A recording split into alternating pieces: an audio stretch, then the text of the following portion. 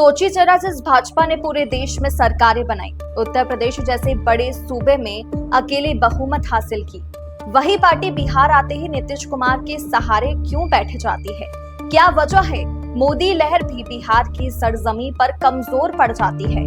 क्या यहाँ जातीय समीकरण इतना मजबूत है कि भाजपा को राष्ट्रीय पार्टी होते हुए भी क्षेत्रीय नेताओं के आगे झुकना पड़ता है? या फिर ये सच्चाई है कि लालू नीतीश के बिना बिहार की राजनीति का पत्ता तक नहीं हिलता? नमस्कार साथियों, मैं रिमझिम विश्वकर्मा और आप देख रहे हैं बतंगड़। बिहार की सियासत का यही अनसुलझा सवाल भाजपा के लिए सबसे बड़ा सिरदर्द है और यही कहानी इसे सबसे दिलचस्प और विवादास्पद भी बना देती है।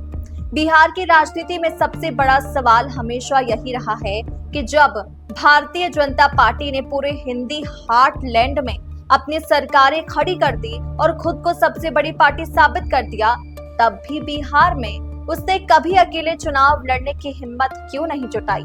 इसका जवाब सीधे तौर पर बिहार की जातीय राजनीति, नेताओं की व्यक्तिगत महत्वाकांक्षाओं और गठबंधन की जटिलताओं में छुपा है। इसकी जड़ें 1995 के विधानसभा चुनावों में मिलती है, जब जनता दल टूट चुका था और नीतीश कुमार व जॉर्ज फर्नांडिस अलग रास्ते पर निकल चुके थे।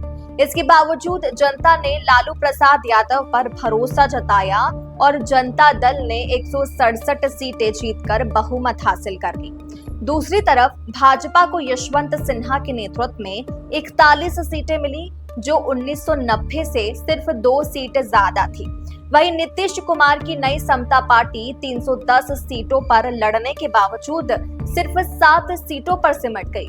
ये साफ था कि भाजपा मजबूती से उभर रही थी, लेकिन सत्ता से अब भी दूर थी और नीतीश अकेले लालू को चुनौती नहीं दे सकते थे। दरअसल 1990 में लालू यादव के मुख्यमंत्री बनने के बाद ही आरोप लगने लग गए थे कि उन्होंने नीतीश, शरद यादव, जॉर्ज फर्नांडिस और रामविलास पासवान जैसे नेताओं को साइडलाइन करना शुरू कर दिया था।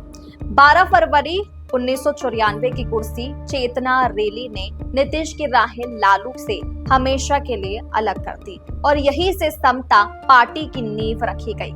लेकिन 1995 की हार ने साफ कर दिया कि नीतीश को लालू के किले को तोड़ने के लिए किसी बड़े सहारे की जरूरत होगी। इसी समय अटल बिहारी वाजपेयी और नीतीश कुमार की नजदीकियां भी चर्चा में रही। 1989 के लोकसभा चुनाव में वाजपेयी ने बाढ़ सीट पर नीतीश को साइलेंट सपोर्ट दिया था और 1991 में नीतीश वहां से भारी अंतर से जीते, जबकि भाजपा चौथे नंबर पर रही। लेकिन वाजपेयी का भरोसा नीतीश पर कायम रहा। जॉर्ज फर्नांडिस को भी यह एहसास हो गया कि बिना भाजपा के सहारे लालू को चुनौती देना असंभव है। 1996 के लोकसभा चुनाव से पहले मुंबई में भाजपा के राष्ट्रीय अधिवेशन में जॉर्ज फर्नांडिस ने नीतीश को लेकर वाजपेयी से मुलाकात की और यहीं से भाजपा समता गठबंधन की नींव रखी गई। नतीजा यह हुआ कि 1996 लोकसभा चुनाव में भाजपा ने बिहार की 32 सीटों पर चुनाव लड़ा और समता पार्टी को 22 सीटें दे दी गई।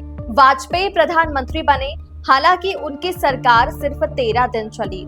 1999 तक भाजपा बड़े भाई की भूमिका में आ चुकी थी। भाजपा ने 29 सीटों पर चुनाव लड़कर 23 जीती, जबकि जदयू समता पार्टी के विलय के बाद ने 22 पर लड़कर 18 जीती। इस चुनाव में एनडीए को विधानसभा की 199 सीटों पर बढ़त मिली और साफ हो गया कि लालू का वर्चस्व कमजोर हो रहा है। 2000 के विधानसभा चुनाव में एनडीए को भरोसा हुआ था कि वह 170-180 सीटें जीतेगा, लेकिन टिकट बंटवारे के खींचतान ने नुकसान कर दिया। भाजपा 67 सीटों के साथ सबसे बड़ी पार्टी तो बनी, लेकिन नीतीश कुमार मुख्यमंत्री बनकर भी बहुमत ना जुटा पाए और फ्लोर टेस्ट से पहले इस्तीफा देना पड़ा। वाजपेयी को यही साफ हो गया कि बिहार में भाजपा का कोई चेहरा जनता को आकर्षित नहीं कर सकता। केवल नीतीश ही लालू को चुनौती देने में सक्षम है।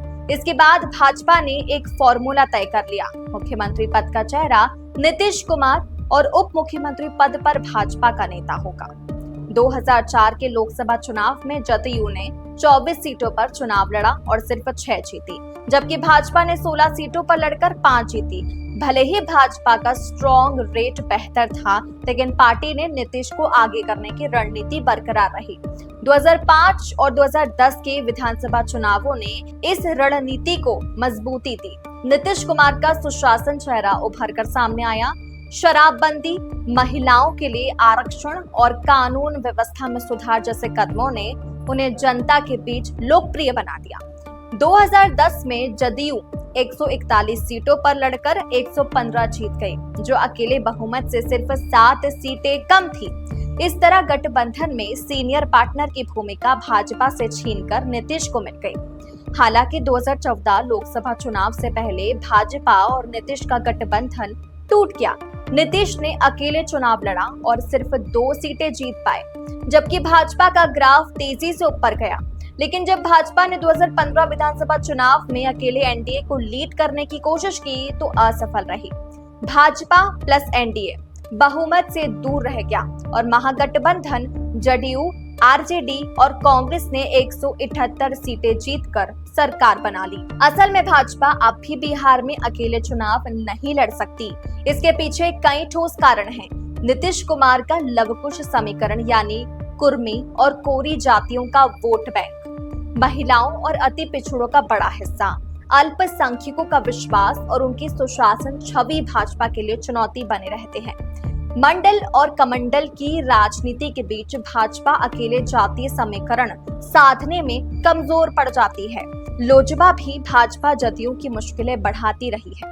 2020 में चिराग पासवान की अलग रणनीति ने गठबंधन को नुकसान पहुंचाया। वहीं भाजपा के सामने हमेशा से चेहरा संकट रहा है। सुशील मोदी नीतीश को कभी चुनौती नहीं दे पाए और अब सम्राट चौधरी जैसे नेताओं को सामने लाया जा रहा है, लेकिन उनकी स्वीकार्यता नीतीश जितनी नहीं है। यही वजह है कि निष्कर्ष हर बार यही निकलता है कि बिहार में भाजपा की सबसे बड़ी समस्या एक ऐसा चेहरा ढूंढना है जो नीतीश कुमार के कद को चुनौती दे सके।